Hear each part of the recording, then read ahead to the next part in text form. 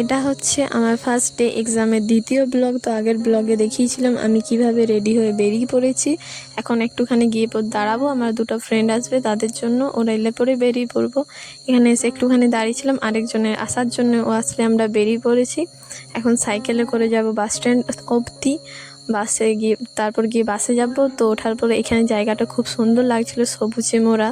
তারপর আমরা প্রায় চলেও এসেছি। তো কলেজে পৌঁছে পড়ে দেখলাম অনেকেই এসে গেছে। আবার এখন আমরা কলেজে ঢুকবো না, কারণ এখনও এক্সাম হচ্ছে হয়তো। তারপর আমরা একটু পাশে যাব, ওখানে একটা দোকান থাকে, ওই দোকানে গিয়ে দেখবো। একটা পুকুর আছে খুব সুন্দর, ওখানে গিয়ে একটুখানি বসবো, তারপর যখন টাইম হবে তারপর আসবো।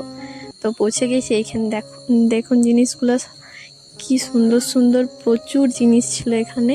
তো আমি এখান থেকে কিছু কিনেওছি, সেটা লাস্ট দিনে দেখাবো। এখানে খুব সুন্দর সুন্দর মালা, বাকি সব কিছু কাঠের জিনিস ছিল। যদি আমার ব্লগ তোমাদের ভালো লাগে প্লিজ একটা লাইক অ্যান্ড কমেন্ট আর সাবস্ক্রাইব করে দিও, তোমরা পাশে না থাকলে কোনো। টাটা।